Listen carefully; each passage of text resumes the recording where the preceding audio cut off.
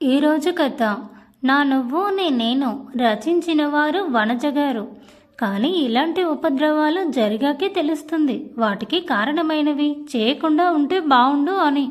అలా అనుకుంటే అది విధిరాతే ఎందుకు అవుతుంది అనుకుంటూ ఆయింట్మెంట్ రాస్తుంటే ఇంకా నొప్పిగా అనిపించి విరాట్ కాలర్ని గట్టిగా పట్టుకున్నాను.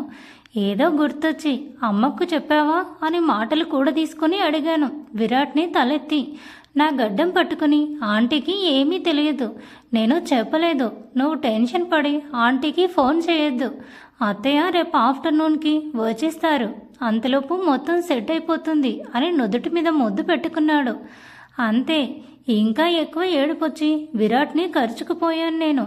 మనం ఎమోషనల్గా ఉన్నప్పుడు ధైర్యం చెప్పే కంటే ఇలా ఎమోషనల్గా ఇంకొక మాటలు ఎక్స్ట్రా మాట్లాడినా ఆటోమేటిక్గా ఏడుపు వస్తుంది. ఏమో, లోకంలో నేను ఒక్కదానే ఉన్నట్టు, నాకు తోడు విరాట్ ఉన్నాడు అన్నట్టు అనిపించింది ఆ క్షణం నాకు. సిస్టర్ని వెళ్ళిపోమ్మని చెప్పి చేతులకు తన ఆయింట్మెంట్ రాస్తూ దెబ్బలు ఎలా తగిలాయి అని అడిగాడు. నాన్నకి కాల్ చేస్తుంటే ఫస్ట్ రింగ్ అవ్వలేదు, తర్వాత లిఫ్ట్ చేయలేదు. తర్వాత నాన్న నెంబర్ నుండి అంకుల్ కాల్ చేసి హాస్పిటల్కి రమ్మని చెప్పారు. కంగారుగా ఆ హడావుడిలో వస్తూ ఉంటే ఆటోకి డాష్ ఇచ్చేశాను అని చెప్పి విరాట్ మెడవంపుల్లో అలాగే మొహాన్ని దాచేసి పడుకుండిపోయాను. పిచ్చి చూసుకొని కదా డ్రైవ్ చేసేది. ఇలాగే తింగరి చేష్టలతో అందరినీ భయపెడుతూ ఉండు. ఇంకోసారి స్కూటీ డ్రైవింగ్ అను కాళ్ళు విరగొడతా అని చెప్పి నాకంటే ఎక్కువ గాఢంగా హత్తుకున్నాడు నన్ను. అంతలో ఏదో గుర్తొచ్చిన దానిలా విరాట్ని వదిలేసి ఆ టైంలో ఏం చేయాలో తెలియక మేక్ కూడా కాల్ చేశాను. నువ్వెందుకు లిఫ్ట్ చేయలేదు, నువ్వు కూడా లిఫ్ట్ చేయకపోయేసరికి ఇంకా చాలా భయం వేసింది అని మళ్ళీ వెక్కుతూ చెప్పాను. ఎయిర్పోర్ట్లో ఉన్నానురా, చూసుకోలేదు అని చెప్పాడు విరాట్. మళ్ళీ ఏదో కనిపెట్టిన దానిలా నాన్నకు బాలేదు అని నీకెలా తెలుసు, ఎంత ఫాస్ట్గా ఎలా రాగలిగావు అని అడుగుతుంటే అంకుల్కి పెయిన్ వస్తూనే ఫస్ట్ నాకే కాల్ చేశారు. గోపి అంకుల్ని నేను పంపించాను, ఈ లోపు ఫ్లైట్లో ఇక్కడికి వచ్చేసాను అని అతను వివరిస్తుంటే అలాగే చూస్తూ ఉండిపోయాను. మరి నాన్న రిపోర్ట్స్ నీ దగ్గర ఎందుకు ఉన్నాయి?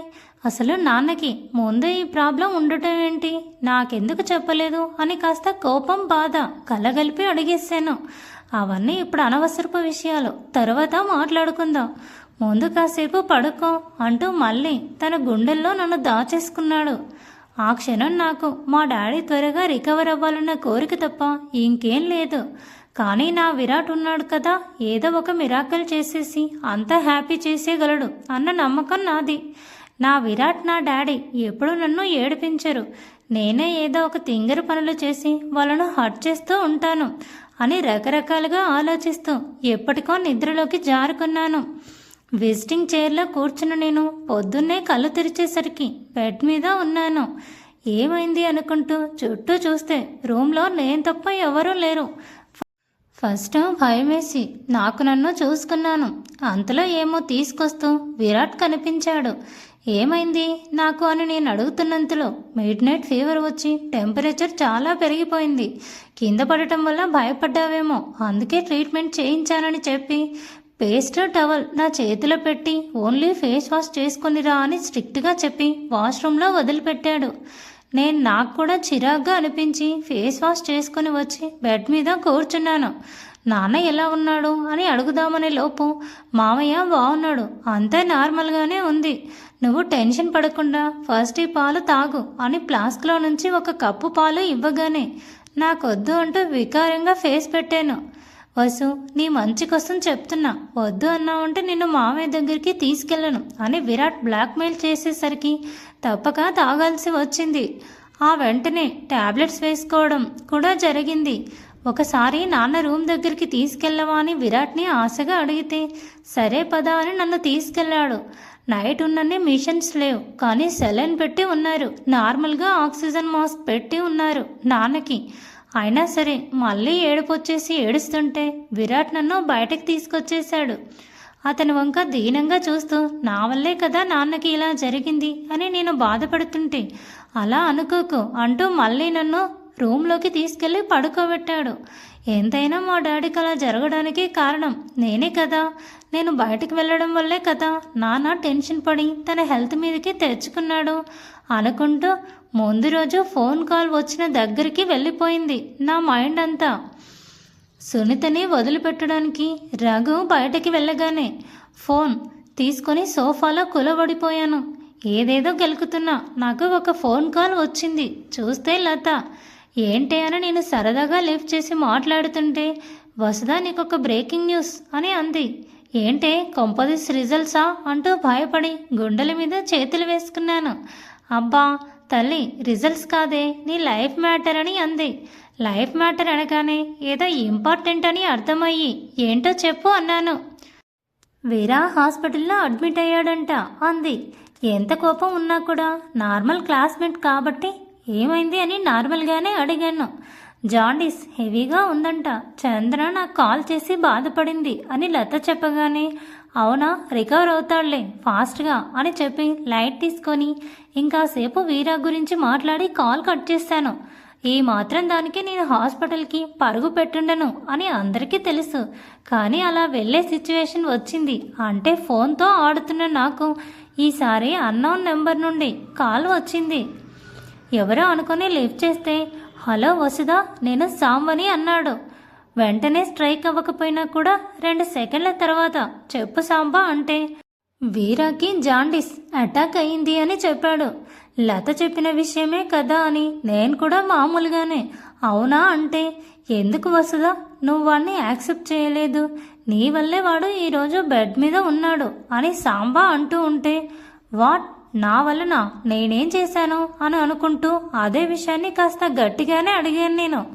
నువ్వు వాడిని యాక్సెప్ట్ చేయకపోవడం పైగా చేయని తప్పుకు వాడిని బ్లేమ్ చేయడం వల్ల ఎగ్జామ్ అయినప్పటి నుండి అసలు వీరా ఫుడ్ తీసుకునిందే లేదు. దాంతో జాండీస్ అటాక్ అయి తలకెక్కింది.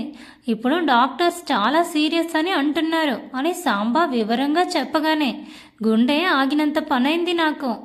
నాకే తెలియకుండా ఒకరి లైఫ్ని ఇలా చేసేసానా అన్న గిల్ట్ ఫీల్ పెరిగిపోతున్న టైంలో వీరాకి ఏ కొంచెం అటు ఇటు జరిగినా కూడా నువ్వు లైఫ్ లాంగ్ గిల్టీగా ఫీల్ అవుతావు వసుదా.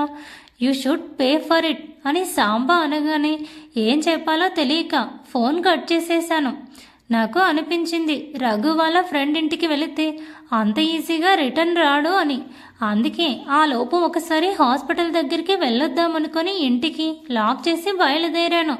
కానీ సగం దూరం వెళ్ళాక ఏ హాస్పిటల్లో తెలియక నా తింగరితనానికి నేనే తల బాదుకొని మళ్ళీ మధ్యలో లతకి కాల్ చేసి హాస్పిటల్ కనుక్కొని వెళ్ళేలోపు చాలా టైంనే పట్టింది. ఆ తర్వాత మీకు తెలిసిందేగా, కాసేపు వెయిట్ చేయగానే చందన ఏడుస్తూ వచ్చింది. పాపం తనకి ఇంకా తెలియదేమో వీరా నన్ను లవ్ చేస్తున్నాడు అన్న సంగతి. వెంటనే గట్టిగా ఏడ్చేసరికి నాకే చందన మీద జాలి కలిగి పాపం అనిపించింది. వీరాకి కొంచెం బ్రెయిన్ వాష్ చేద్దామనుకొని తన రూమ్ వైపు వెళ్తే డాక్టర్ అలో చేయలేదు. ఎప్పుడో ఆఫ్టర్నూన్ తర్వాత అలో చేసి లోపలికి వెళ్ళగానే బెడ్ మీద ఉన్న వీరాని చూసి ఒక్క క్షణం శరీరం సన్నగా కనిపించింది.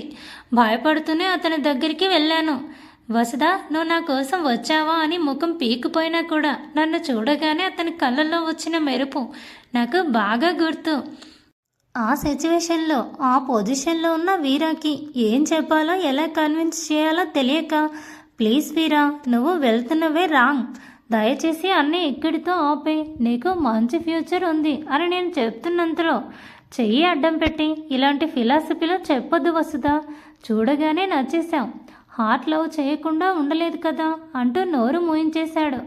ఇంకేం చెప్పలేక అతని దారిలోనే వెళ్ళి ప్రస్తుతానికి ఎలాగలాగా అతన్ని సేవ్ చేయాలని ఫిక్స్ అయి ఒక బ్రదర్ ఆర్ వెల్ విషర్లా చేయి పట్టుకొని ప్లీజ్ వీరా ఇలాంటి చిన్న చిన్న ఇష్యూస్ కోసం నీ హెల్త్ మీదకి తెచ్చుకోకు, నీ పేరెంట్స్ని చందన అందరూ చాలా ఫీల్ అవుతున్నారు, ప్లీజ్ తిను అని నేను చాలా రిక్వెస్టింగ్గా అడుగుతుంటే మరి నువ్వు నన్ను లవ్ చేస్తావా, డూ యూ లవ్ మీ అని అడిగాడు వీరా.